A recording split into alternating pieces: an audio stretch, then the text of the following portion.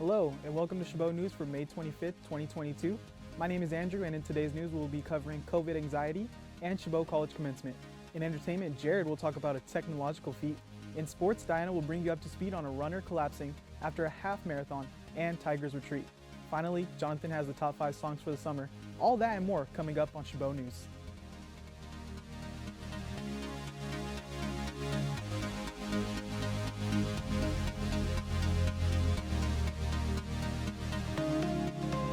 A new study says people in the U.S. have moved on from feeling anxious about the COVID-19 pandemic. The American Psychiatric Association reported that adults' anxiety about COVID-19 is at its recorded lowest, with 50% indicating they're anxious about it. That's down from 65% in 2021 and 75% in 2020. Instead, now 73% of adults say they are somewhat or extremely anxious about current global events happening around the world. 64% said they were nervous about keeping themselves or their families safe. The study was conducted between April 23rd and 24th from a sample of 2,210 adults. A Washington, D.C. bound passenger bus rolled over on I-95 Sunday morning near Kingsville, Maryland. The double-decker MEGABUS, which started its route in New York City, was carrying 47 people at the time. Baltimore County fire officials say 27 passengers suffered mostly minor injuries, 15 of whom were hospitalized. Maryland State Police are investigating the accident and say no other vehicles were involved. The driver was among the 15 people taken to the hospital. A glue spill on Highway 92 approaching San Mateo Hayward Bridge caused a major traffic delay. A sticky situation caused a horrible traffic backup approaching Highway 92 on the San Mateo Hayward Bridge a few weeks ago. This gave new meaning to being stuck in traffic. All lanes of westbound Highway 92 in the area were closed as the CHP dealt with the glue spill, which happened as the result of a truck losing its trailer. A bucket of glue used as flooring adhesive fell off and splattered across the lanes. The glue, which was still wet, reportedly caused damage to some cars that ran it over. Caltrans was called out and CHP ran a traffic brake, allowing the use of an absorbent to clean up the mess. Think about that the next time someone tells you they're stuck in traffic. Now we'll go to Jared with life-changing car news. Thank you, Andrew. There's an amazing technological feat on a Colorado racetrack that is helping a Florida man put a life-changing accident in the rear view. Or maybe you'd like to see the first all-electric fire truck in the U.S. There's also the most expensive car in the world. Jeremy Roth has it all in today's Take a Look at This. Watch incredible groundbreaking technology allow a paralyzed man to drive a race car with his mind. 9 years after a car accident left him with no mobility below his waist, German Aldana Zuniga took the wheel of this race car at a Colorado track, but from the passenger seat, with an onboard computer responding to commands from a microchip in his brain. Notice how the man in the driver's seat is not steering. It responds to what you think. It's just incredible. It's the result of more than a year of pioneering engineering by a team led by a Colorado neurosurgeon who says possibilities for the tech are endless. We can use this potentially for driving an electric wheelchair, a golf cart, control a robotic arm. For Aldana Zuniga, it was a game-changing milestone on the long road from his life-changing accident. A high-tech first took center stage in LA as the Los Angeles Fire Department became the first in the US to get an all-electric fire truck. The truck meets all national fire standards and has all the latest firefighting bells and whistles, but it's slimmer than a standard engine, and its electric motor produces 0 emissions. It's also more agile with tighter turns and kooky crab walking capabilities. Finally, take a look at the world's most expensive car. This stunning 1955 Mercedes-Benz SLR Coupe, one of only 2 in the world, was recently sold at auction by the company to a private owner for a staggering and record-breaking sum of $142 million. The company says the proceeds will be used to establish a global scholarship fund. For Take a Look at This, I'm Jeremy Roth. Thank you, Jeremy. That certainly was a vehicle extravaganza. The actor best known for playing the Red Power Ranger has been arrested and indicted for wire fraud. Jason Geiger, who also goes by Austin St. John, has pled not guilty to a single count. It's for his alleged role in a COVID relief fund scheme. 18 others are named in the federal indictment. They're accused of registering and using fake non-operational businesses or existing businesses they could submit PPP loan applications for. It states that Geiger received a loan of about $225,000 for a business titled St. John Enterprises.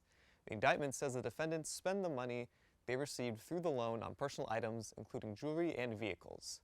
Geiger has a scheduled detention hearing on Tuesday. His attorney said in a statement that Geiger intends to defend himself against the allegation. Now back to Andrew with a feel-good story. Thank you, Jared. It was bad news for this good girl. That was until Reverend Sarah and her small foster hospice foundation, One More Day, gave her another chance. The story contains some graphic content, so viewer discretion is advised. You're so good. This good girl wasn't always treated so good. Life is good. It's not as bad as you might have thought. 2 weeks ago, the Lee County Sheriff's Office found her neglected. She apparently had some rocks in her intestines, and I believe they have passed. She had scratched off all her fur due to flea allergy dermatitis. And, you know, it's just she was riddled with fleas and scratching until she bled. At the time, her name was Blanca. I massage her every day and give her a dogillion kisses. But now she has a new home, a new family, and a new name that fits her perfectly, Grace. She exemplifies grace because she went through such a terrible time and yet is so sweet. Sarah Witten Grigsby has a small foster hospice foundation called One More Day, and she partners with the Lee County Domestic Animal Services. They asked her to find Grace a home. When no one would take her, Witten Grigsby knew what she had to do. She's a beautiful girl. When people say, I could never do what you do, first of all, I always think to myself, neither could I. It's, you know, I cry all the time. But then I think, it's so rewarding. I have to do this. She deserves a loving third act for however long it is, we don't know. We sure hope Grace has many more doggy years to come.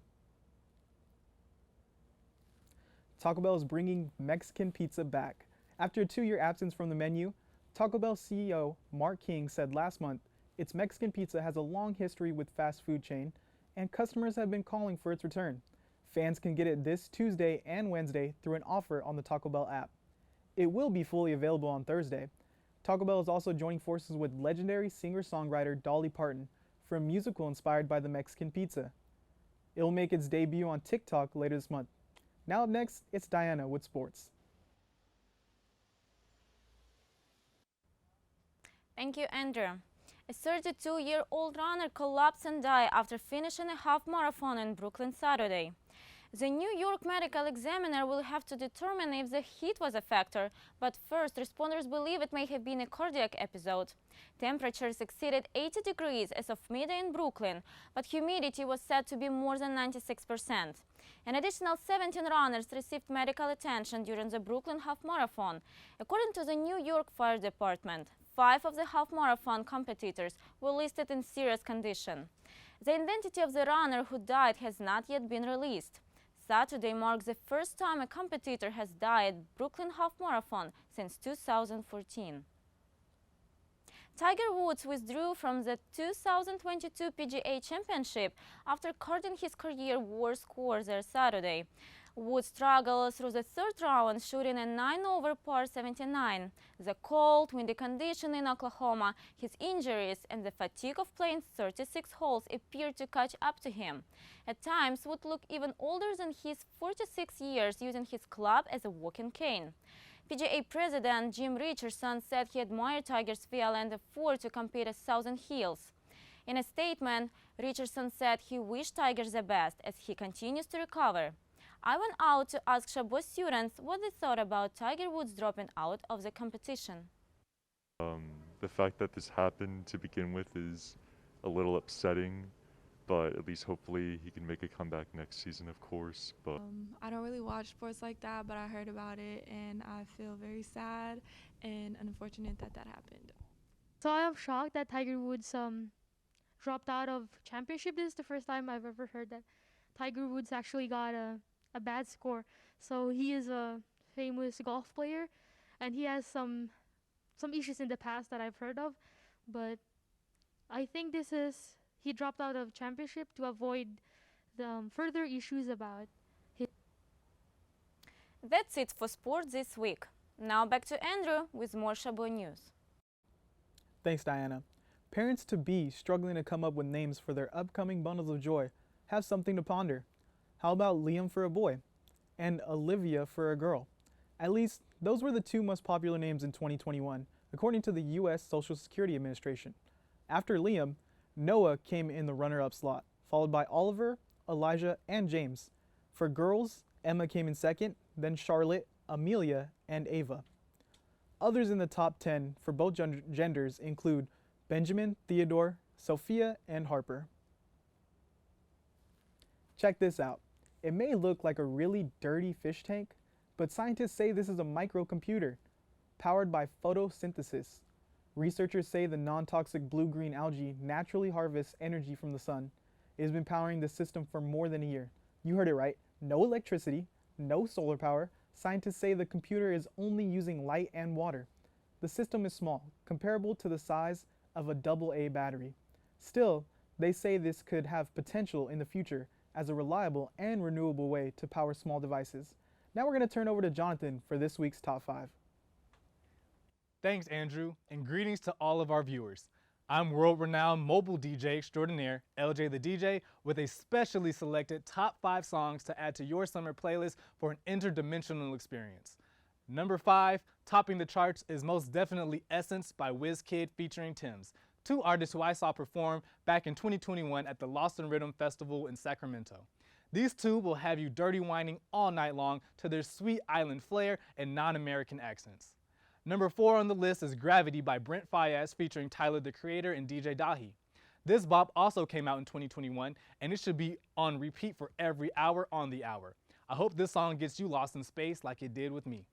Number 3, after establishing his vocal style with the group Sonder, we can all agree that Brent Faiyaz has been bringing the vibes non-stop, so much so that this collaboration on the song You Say sounds like a match made in heaven, featuring artists like GoldLink and Jay Prince. You Say was actually released back in 2019, but is just now making its way onto our playlist, and I hope it gets your synapses snapping with bliss. Number 2, let's remain humble and not get intimidated, because that's the next name of this lineup, Intimidated by Her, Thundercat, and K-Tronada. All I can say is, go listen and enjoy. Nuff said. Before unveiling number 1, here are some honorable mentions. Handsomer by Russ, First Class by Jack Harlow, Wait For You featuring Future, Tim's, and Drake, Fountains by Drake and Tim's, and About Me by Blast. But number 1 on the list, speaking of being humble, All Hands Bow to the Heart Part 5 by Kendrick Lamar, where he harnessed the famous Marvin Gaye beat and channeled many popular faces in his music video. Talk about extraordinary. With an album that depicts generations of black trauma and the realness we all need to grapple with post-pandemic. I hope you all have a groovy summer with some dope vibes, and for more musical wonder, hit up your boy, LJ the DJ. Now back to you, Andrew. Thanks, Jonathan. My playlist is definitely ready for the summer now. It's an end of an era. New York has hung up its last public payphone. The city removed the kiosk from the street Monday. New York started transitioning from payphones to link NYC kiosk in 2015. The system offers free Wi-Fi, free phone calls, and charging stations. For those who appreciate the nostalgia, you can still find some private payphones on public property. And if Clark Kent ever needs to change into Superman, he can find 4 walk-in old-school phone booths around the city. Chabot College will see its first in-person commencement in 2 years since the beginning of the pandemic. Students are excited and ready to walk the stage and collect their diplomas.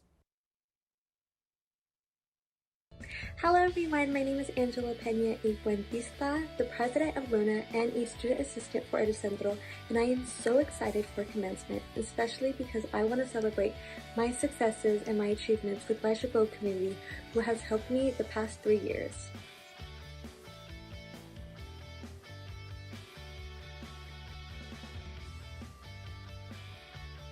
My name is Isaiah Ville. I'm the Vice President of Striving Black Brothers.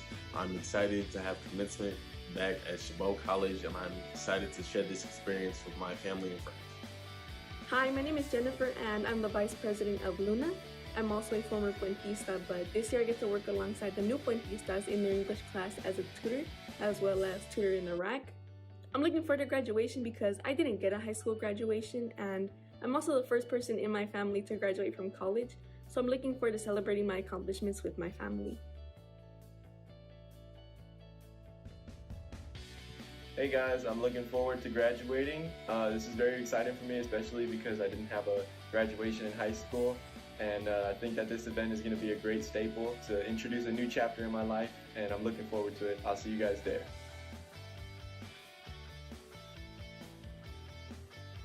Hello everyone, my name is Jaden Rivera, and I'm the president of the Striving Black Brothers here at Chabot College. My major is kinesiology. I'm really excited about commencement here at Chabot College to celebrate with my family and friends. I just want to have the experience of walking the stage just like my family has done in the past. Thank you. Last year, the students experienced a very unusual and interesting drive-through commencement. This ceremony is going to encompass 3 semesters of graduates. I'm so proud and excited to announce that both myself and this episode's producer, Visteria Stilson, are included among the number of graduates at Friday's commencement ceremony. It's been a long road and a long time coming, but we made it. Congratulations to all the Chabot College 2022 graduates. That's all for Chabot News this week. This is our last episode of the semester and my final episode as a student here at Chabot. Just want to give thanks to Tom for bringing us together and helping us produce a quality news production. I also want to give a shout out to the news crew here, Stanley, Joe, Jonathan, Jared, Diana, and Visteria for being amazing in front and behind the camera all semester. In addition, I'd like to congratulate my graduating class and hope you find success in your life after Chabot. A special thanks also goes out to all the students and staff in the Mass Communications Department here at Chabot College for making this production possible. Chabot News will return in the fall. Watch the social media feed for some game shows to drop this summer. For now, you can watch us anytime online at youtube.com/ChabotTV. Stay tuned to KCTH Channel 27 for more Chabot TV.